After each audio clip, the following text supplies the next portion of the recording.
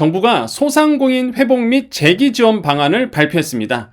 어떤 지원이 발표되었는지 10분 안으로 공문을 보면서 알려드리겠습니다. 정부의 발표가 현실적인 방법인지 아니면 뜬구름 잡는 내용인지 여러분들이 듣고 꼭 댓글로 의견 남겨주십시오. 정보가 곧 돈입니다. 돈이 되는 정보, 여의도 정보맨 지금 바로 시작합니다. 자, 공문 바로 들어갑니다. 중소벤처기업부가요 10월 15일에 발표를 했습니다. 뭐를 발표했느냐? 야, 이름이 제목이 되게 거창합니다. 소상공인 회복 및 재기 지원 방안 발표 이렇게 했는데요. 이러이러한 회의를 했대더라. 이런 건 다 넘어가고 여러분 입장에서 지원 내용만 바로 알려드릴게요. 자, 첫 번째, 부실 확대 전 선제적 지원 강화한다. 무슨 얘기예요? 소상공인이 부실이 일어나기 전 선제적으로 지원 방안을 알려준다는 얘기인데요. 자, 그간 재기 정책이 폐업 부실 후 사후적 대응 중심으로 운영되어 왔다라는 거죠. 그래서 사전에 알려주겠다는 거예요. 전체 대출 소상공인의 약 300만 명을 대상으로, 그러니까 소상공인이 대출 받으셨잖아요.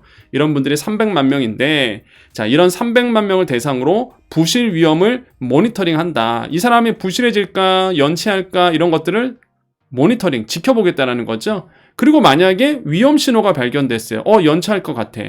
그러면 소상공인에게 위험 사실을 알려줍니다. 이대로 가다가는 연체하실 것 같은데요. 그러면 이러한 정책을 받으세요. 이러한 정책이 있습니다. 라고 정책을 안내한다고 합니다. 이게 부실 확대 전 선제적 지원 강화 내용입니다. 평가는 여러분께서 해주십시오. 자, 두 번째, 부실 폐업 소상공인에게 재기 종합 지원한다. 와, 이거 재기 어떻게 지원하나요?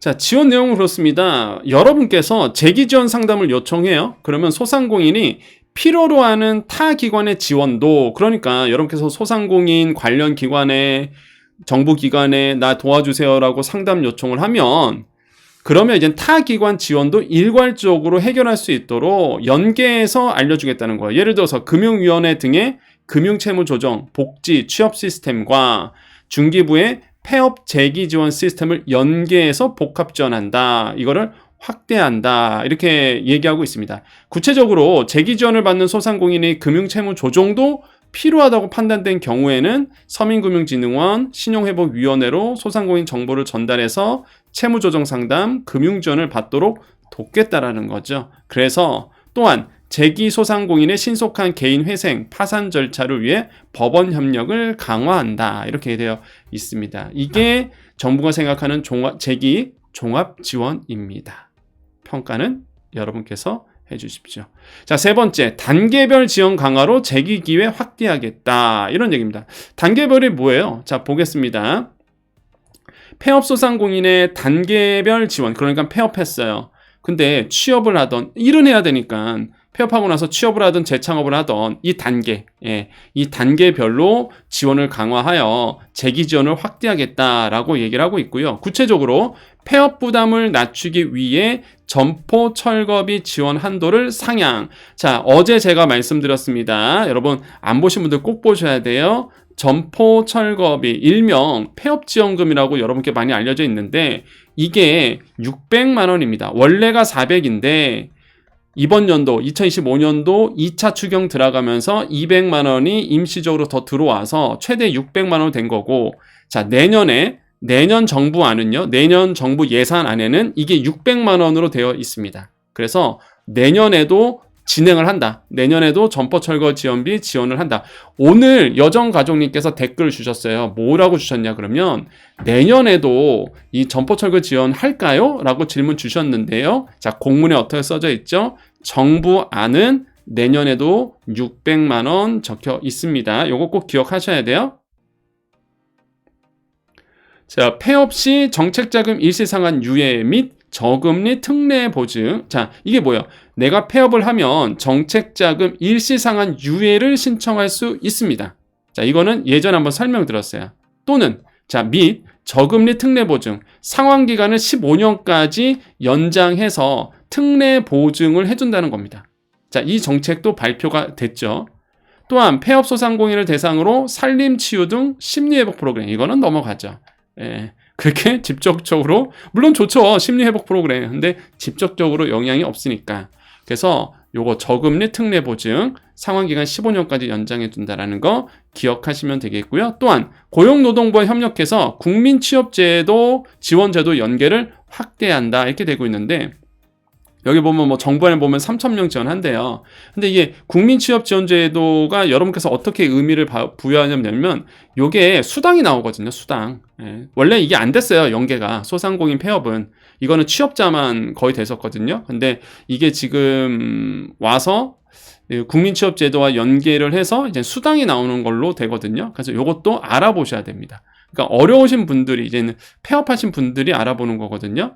자, 아울러 희망인턴 패키지 재기 사업화, 그 다음에 뭐 지원자 선별을 강화하고 재기 사업화 자금 최대 2천만 원 자부담 완화. 이게 무슨 얘기냐면, 이제는 폐업하고 나서 재기를 하잖아요. 내가 이제는 재창업하는 거예요. 그러면 최대 2천만 원의 그 자금을 지원합니다. 보조금 형태로, 이거는 진짜 보조금 형태로, 융자가 아니라 보조금 형태로 주는데, 이거 다 되진 않고 선별해서 주는데요. 근데 중요한 게 뭐냐면 자부담이 있어요. 내가 1,000만 원을 자부담을 갖고 오면 1,000만 원을 주는 겁니다. 내가 2,000만 원의 재기 사업화로 내가 자본을 갖고 오면 정부가 2,000만 원, 최대 2,000만 원까지 보조금을 주는 거거든요. 근데 자부담이 100%다 보니까, 아니 폐업했는데 돈이 어딨어요. 부담스럽죠. 그래서 자부담을 완화시켜 준다고 합니다. 50%로. 그 얘기예요. 그 다음에 제도전 특별자금, 이건 융자죠, 융자. 위에 거는 보조금이고요. 이건 융자입니다. 최대 1억 원. 지원을 통해 재창업 소상공인 지원하겠다, 이렇게 얘기하고 있습니다. 자, 그 다음에 네 번째로 다양한 위험에 대비한 안전망 확충하겠다고 합니다. 뭐겠어요? 이제는 리스크가 있고, 외부 환경, 외생 변수가 있어 보니 환경이 안 좋으면 어렵잖아요. 그래서 자영업자 고용보험을 활성화한다. 이거 제가 그저께인가요? 말씀드렸죠. 근데 진짜 제가 대단하지 않아요, 여러분? 공문 나오기 전에 다 말씀드렸어요. 자영업자 고용보험. 그죠? 이거를 활성화한다고 합니다. 어떻게 활성화할지 얘기는 없어요. 경영 악화로 인한 노란우선 공제. 노란우선 공제가 뭐죠? 소상공인의 퇴직금 역할을 하는 거죠. 노란우선 공제, 중도 해지 시 세부담 완화한다. 공제 납입한도 상향한다. 이렇게 되어 있습니다. 그래서 노란우선 공제는 워낙 호불호가 좀 있어서 잘 알아보시고요. 자, 마지막으로 성실상환자 장기분할 7년 금리 인하 해주죠.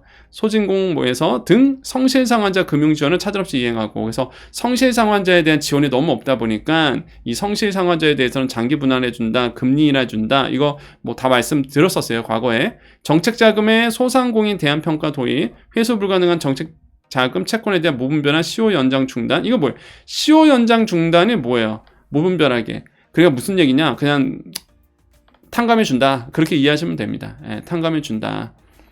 영세 소상공인 경영바우처 신설. 자, 요게 이제 내년도에 들어옵니다. 정부안이고 5,790억 원인데, 이게 뭐야? 소상공인에게 25만 원에 올해 공공요금 크레딧.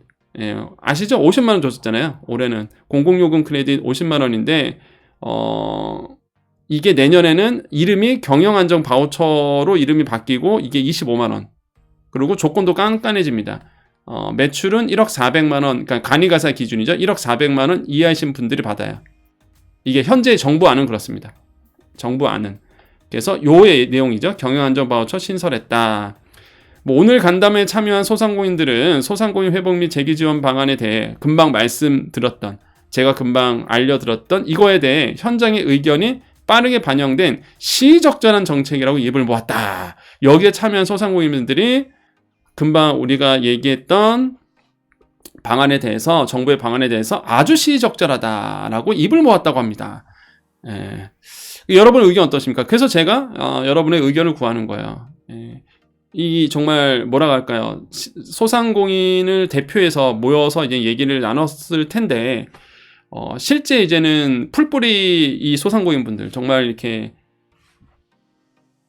정말 여기 나오신 분들은 거의 다 급이 있으시겠죠. 뭐 정부 회의하는데 거기에 들어가서 얘기할 정도면 어느 정도 급이 있는 소상공인 분들 아니세요? 그런 분들 의견 말고 정말로 이 필드에서 정말로 일하시는 우리 소상공인 분들의 의견을 여러분 댓글로 남겨주십시오. 여러분의 생각은 어떠십니까? 시의적절한 판단인지 아니면 더 추가될 내용이 있어야 되는 건지 여러분의 의견 남겨주시고요. 항상 의견이 있어야, 우리들의 목소리가 있어야 이게 반영이 되는 거거든요. 여론의 흐름도 주도할 수 있고, 그렇기 때문에 정말로 진짜 살아있는 소상공인의 얘기를 여러분께서 좀 해주십시오. 오늘 정보 여기까지입니다. 자, 우리 여정 가족님들 남아 계십시오. 우리 인사하고 마무리 짓겠습니다. 여러분, 저는 그렇게 생각합니다. 그러니까 어려우신 소상공인분들 되게 많죠. 그래서 저는 1차적으로 정부가 해야 될 일은 시간이 더 가기 전에 소상공인 손실 보상에 대해서 소급 적용을 해주는 게 저는 맞다라고 생각하거든요. 그게 끝나는 문제가 아닙니다. 끝나는 문제가 아니기 때문에 저는 그거 먼저 해결해 주는 게 저는 맞지 않나라고 저는 생각을 하고 있어요. 그래야지만 소상공인 분들도 정책이 나와도 다 이해를 할 수 있는 거죠. 왜냐하면 장사하지 말라고 해서 안 한 거에 대해서는 일단 당연히 정부가 책임져 주는 게 맞고요. 당연한 건데 그 당연함이 안 되다 보니 소상공인 분들이 어떤 정책이 나오더라도 사실 공감이 안 되는 부분이 있거든요. 그래서 그거를 먼저 해결해 주는 게 맞지 않나 이런 생각을 해보고, 물론 예산이 많이 포함됩니다. 그 예산 많이 포함되는데, 근데 저는 좀 요즘에 그 소상공인 참 여기는 이제 여정 가족님만 남아 계신 겁니다. 제가 약간 그 지금 소상공인 정책에 대해서 조금 아쉽게 느껴지는 게, 소상공인 정책 자금이 안 나왔어요. 지금 9월 달에도 안 나왔죠. 10월 달에도 안 나왔죠. 그러니까 추석 앞두고 안 나왔죠, 일단. 그 되게 의외거든요. 제 기준으로 봤을 때는 추석 전에 자금이 안 풀렸단 말이에요.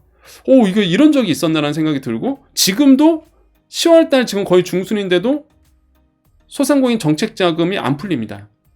그 경우는 두 가지일 것 같아요. 이미 너무 다 풀어나갔고 예산이 없는 거죠. 예산이 다 고갈돼서 이제 예산이 없는 거야. 더 이상 이제는 정책 자금이 나올 수가 없는, 이런 게 아마 예상되는 첫 번째고, 아니면은 일단 스케줄이 있는데 아직 그 스케줄이 안 됐기 때문에 그럴 수도 있고요.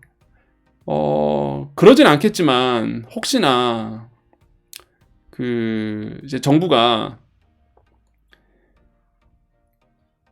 소상공인에게 이제 풀어야 될 자금을, 물론 뭐 예산이 책정돼 있었겠지만 뭐 그럴 리는 아니겠지만 다른 부분에서 많이 썼기 때문에 혹시나 이제는 조금 지금 자금 푸는 걸 꺼려하는 걸 수도 있고요. 그래서 뭐 여러 가지 이유가 있을 것 같습니다. 그래서 좀 의외거든요. 제 기준으로 봤을 때는 추석 전에도 자금 안 풀리고 지금까지도 자금이 안 풀리는, 정책 자금이 안 나오는. 왜냐하면 10월 달에는 나와주는 게 맞거든요. 왜냐하면 4분기잖아요. 10, 11, 12. 그럼 4분기 께 나와야 되는데 지금도 얘기가 없습니다. 저는 좀 이해가 안 가요. 지금 정책자금 하반기에 좀 기다리고 있는 분들 되게 많으실 텐데, 뭔가 돈이 풀려야 되는데 소상공인한테 관심이 없는 건가요? 왜 이거 안 하는지 모르겠습니다. 그래서 이게 뭐 정책자금이 나와서 안 나오고의 문제가 아니라 조금 이상해요. 제가 봤을 땐 좀 이상해서 좀 말씀드리는 거고, 여러분 한번, 제가 정책자금 이제 10월에는 나오면은 제가 바로 말씀드릴 겁니다. 나와야 되는 게 맞고요. 4분기께 나와야 되는 게 맞는데 나오는 대로 일단은 말씀을 드릴게요. 바로바로 말씀드리면은 꼭 체크를 해주시고 바로바로 신청해 주시면 되겠습니다. 자, 오늘도 인사드립니다. 오늘 이제 목요일입니다. 여러분 화이팅 하시고요. 항상 좋은 일만 가득하시기를 항상 기원해드립니다. 오늘 또 경희대에서 4시간 강의가 있어갖고 또 열심히 또 최선을 다해서 강의하고 왔습니다. 우리 학생들에게 오늘 제가 무슨 얘기했냐면, 항상 감사하자, 감사하자 이런 얘기를 많이 하거든요. 그래서 마찬가지입니다. 항상 마음속에 뭐든지 이렇게 그 감사하는 마음, 일단 잘못된 거에 대해서는 비판을 해야 되죠. 그래야지만 개선이 되니까. 그럴지라도 일단 주어진 환경에 대해서는 항상 감사하는 마음이 있자. 그래서 그래야지만 우리가 일단 마음이 편해지고 내 스스로가 성장할 수 있으니까. 그래서 마찬가지입니다. 여러분, 우리 항상 긍정적인 마음으로 살으셨으면, 우리 살아갔으면 좋겠습니다. 자, 인사드립니다. 오늘도 내일도 우리에게요 좋은 일이 일어납니다. 오늘도 내일도 우리에게요 좋은 일이 일어납니다. 오늘도 내일도 우리에게 좋은 일이 일어납니다. 여기까지 여의도 정보맨 여정이었습니다. 감사합니다.